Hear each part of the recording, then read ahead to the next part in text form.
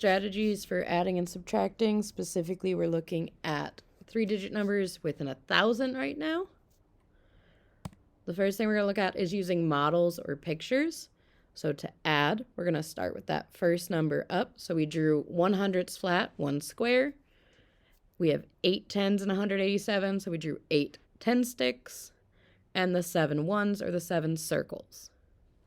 Because we're adding, we're going to draw the next number as well. So we're going to draw those 400s flats for 435, the 3 10s because there's 30 in 435, and the 5 ones because there's a 5 in the ones place. Once we draw it, there's a few different routes to take to find the answer.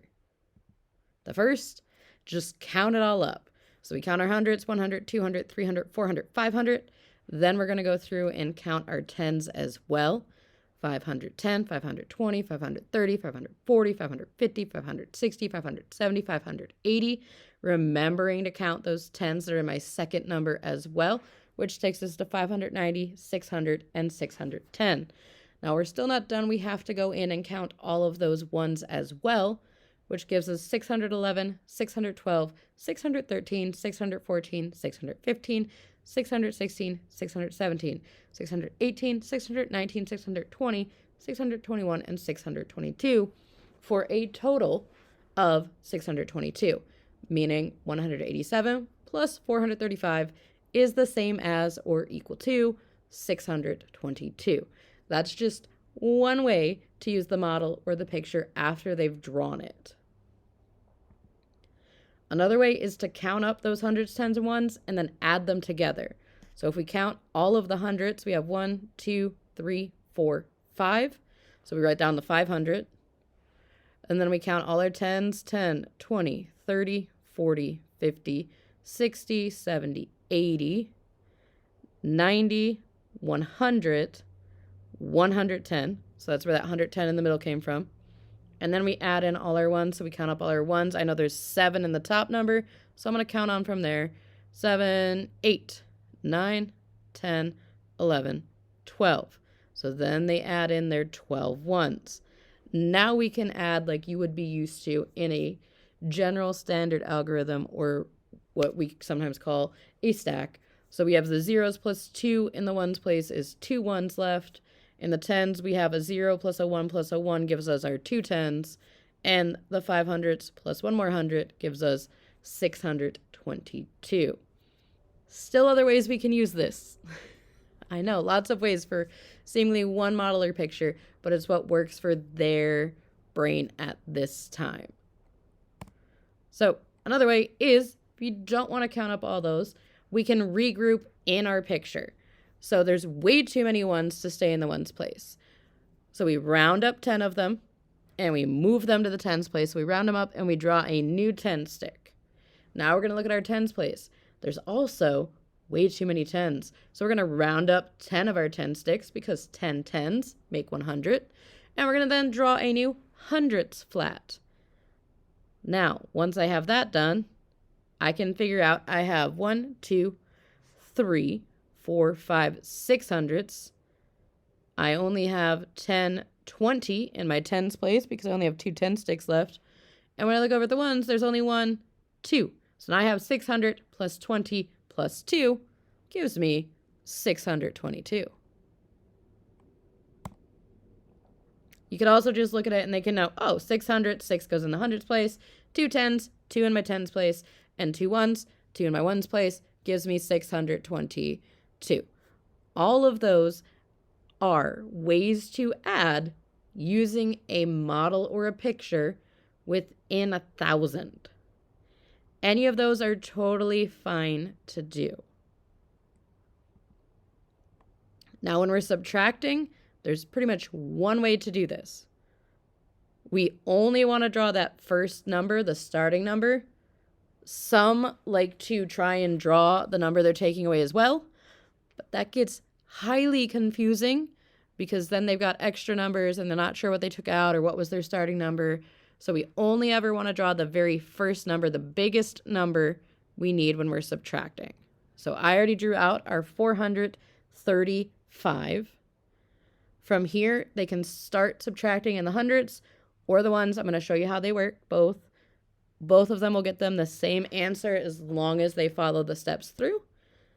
If they're dead set on starting in the hundreds, it's okay.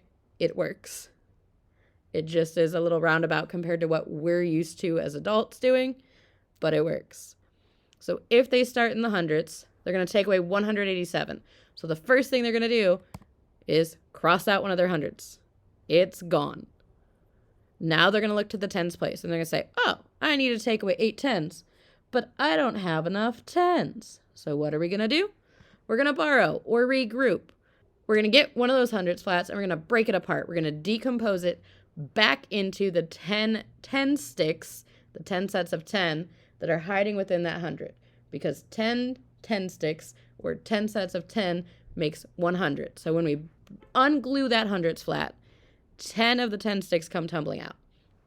So we draw our 10 sticks because we just brought them back out of that hundreds flat.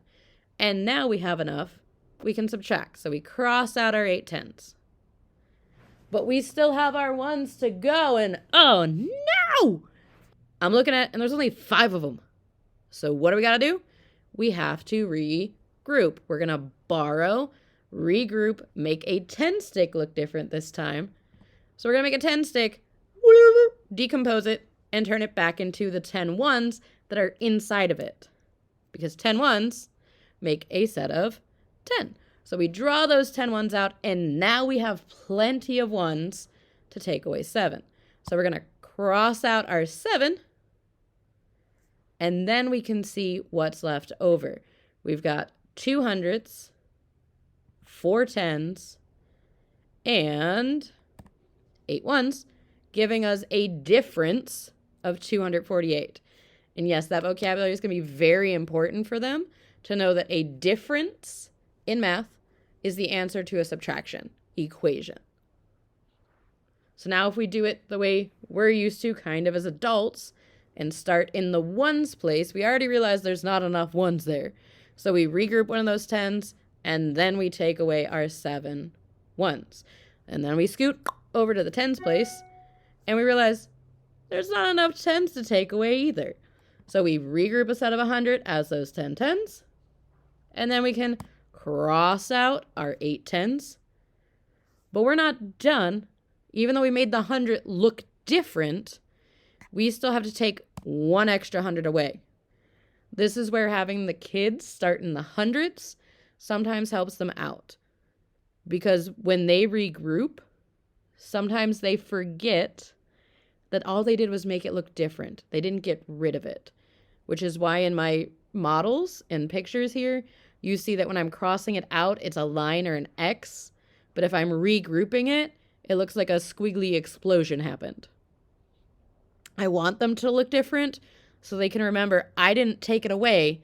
I just moved it. I moved it back another place value. I made it look different. It's still there. It just doesn't look like that stick or the square anymore. Whereas if they start in the hundreds, they immediately take that 100 out, and then they regroup from there.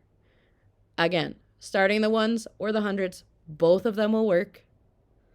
It's just helping them remember what they have regrouped versus what they've actually taken away.